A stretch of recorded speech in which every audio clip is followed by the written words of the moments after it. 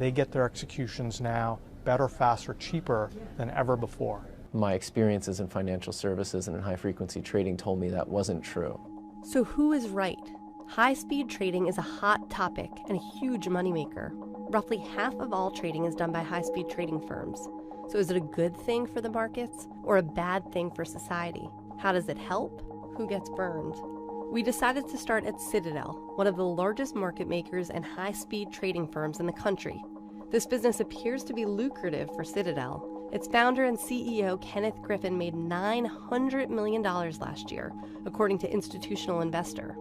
Here, in their Chicago offices, they say they execute 14% of all stocks traded in the United States. How? They are not making trading decisions. Those are all made by the computers. Essentially, they pay to see the orders that you make online first and decide whether or not to take the other side of that trade. If the algorithm likes the price, they play ball. If it doesn't, Citadel passes the trade on to an exchange. Get ready to start trading on a streamlined, easy-to-use, web-based platform. Can you promise customers of TD Ameritrade that they're getting the absolute best price? Yes, we will always give the best available price on the market or better. 80% of the time, we give our clients a better price than the national best bidder offer. By law, Citadel must match the best bidder offer in a public exchange, but about a third of equity trades take place outside of public exchanges. Citadel doesn't have to match those. So while the retail trader will get the best price in the market, there's nothing to show that that is an accurate price. David Lauer worked at Citadel, where he was laid off in 2009, and then worked at other trading firms before deciding the practices were flawed. He has testified before Congress on the dangers of high-speed trading. The market exists for two reasons. The first reason is price discovery, and the second is capital formation. That's it. The market is not there to be a casino for math geniuses. The price discovery mechanism breaks down when too much of the incoming orders are executed outside of the normal exchange system.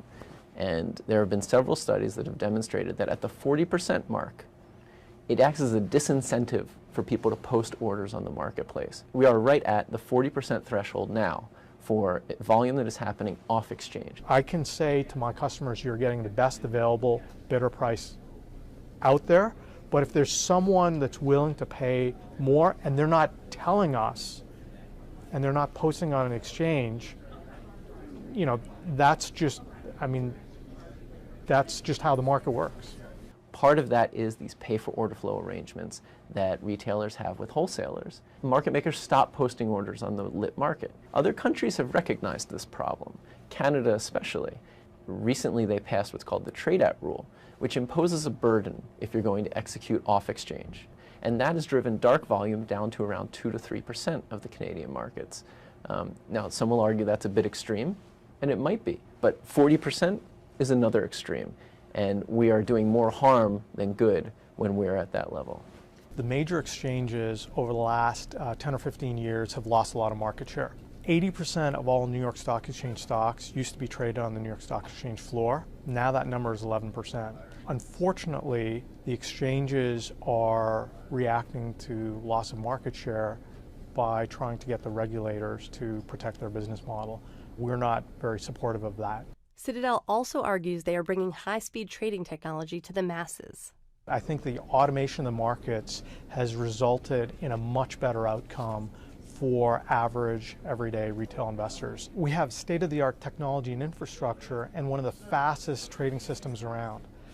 Any retail client order that gets executed through us is trading on a level playing field with the best high-frequency traders out there. You can reap some of the benefits of high-speed trading systems, but it's a very questionable claim.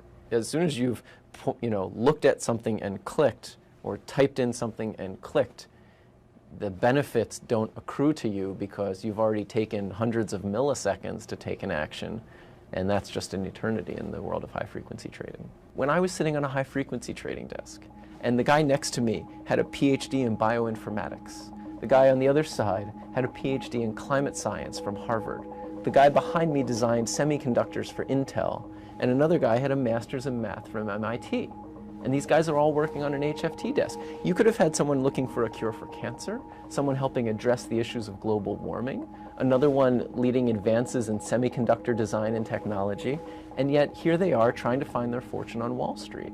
You used to have literally thousands and thousands of traders that do the job that our couple dozen people do every day. I don't believe that's true, because not every person on the New York Stock Exchange trading floor was a PhD in climate science from Harvard. Yet everyone at these HFT firms are the best of the best. Maureen Farrell, CNN Money, Chicago.